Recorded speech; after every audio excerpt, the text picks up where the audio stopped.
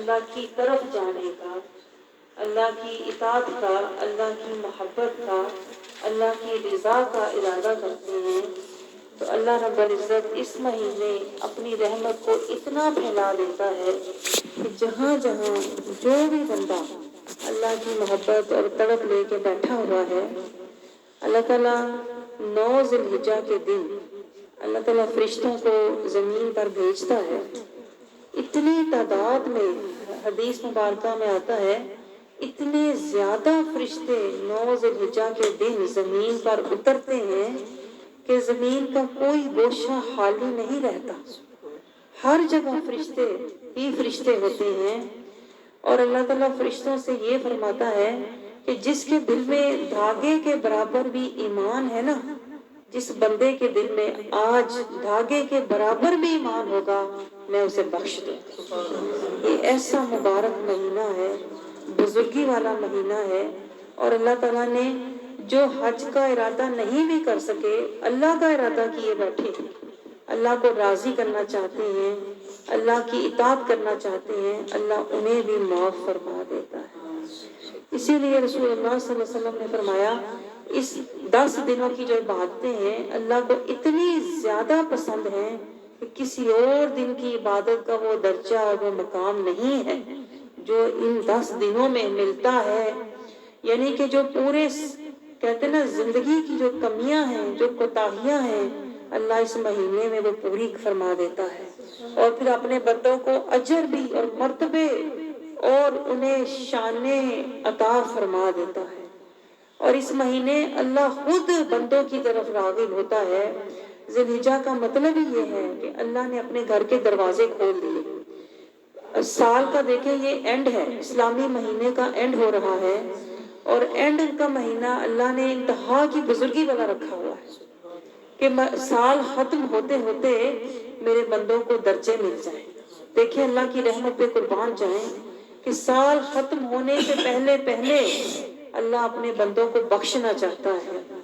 اس لیے رسول اللہ صلی اللہ علیہ وسلم نے فرمایا ایک دن بھی جو روزہ رکھے گا، ان 10 دنوں میں سے جو ایک دن بھی روزہ رکھے گا نا، وہ روزہ اس کے پورے سال کے روزوں کے برابر اس کو اجر دیا جائے گا، اور 125 غلام آزاد کرنے کا ثواب الگ، 100 گھوڑے 100 اونٹ جہاد کے لیے بیچنے کا اجر الگ ہوگا۔ اور جو 8ویں ذی الحجہ کو روزہ رکھے گا، رسول اللہ صلی اللہ علیہ وسلم نے فرمایا اسے 1000 غلام آزاد کرنے، 1000 گھوڑے 1000 اونٹ جہاد کے لیے بیچنے کا ثواب ملے گا۔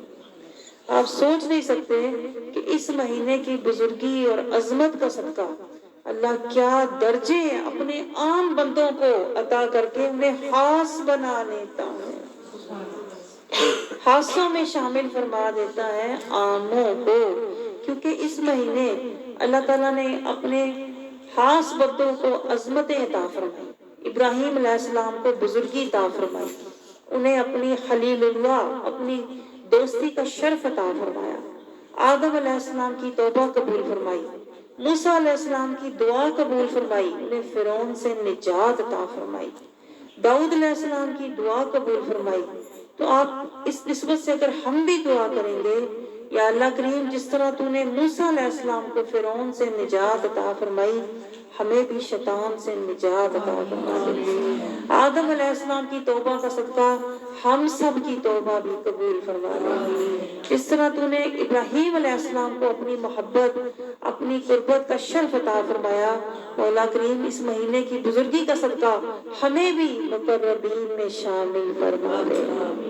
اور جو اجر تیرے محبوب نے جس کا ہمیں خبر دی ہے، یا اللہ اس مہینے کے روزوں کا ہمیں وہ اجر بھی عطا فرما دے۔ اور 9ویں ذی الحجہ کو جو روزہ رکھے گا اس کی تو کیا ہی بات ہے، 2000 گھوڑے 2000 اونٹ اور 2000 غلام آزاد کرنے کا اجر اس کے اعمال نامے میں لکھ دیا جاتا ہے۔ اور پھر 2 سال کے گناہوں جو گزر چکا اور جو آئندہ گناہوں کی بخشش بھی اللہ تعالیٰ فرما دیتا ہے، یعنی اس بندے کے ہر گناہ کو اللہ معاف فرما دیتا ہے۔ تو یہ مہینہ ہمیں بخشوانے آیا ہے، ہمیں رب کی رحمت عطا کرنے کے لیے آیا ہوا ہے۔ اصل دولت یہی ہے، اسے ذی الحجہ کی مبارک گھڑیاں مل جائیں، سمجھ رہے اللہ نے اس کے لیے اپنی رحمت کے، محبت کے، چاہت کے، بخشش کے اور درجات اور مقامات کے دروازے کھول دیے۔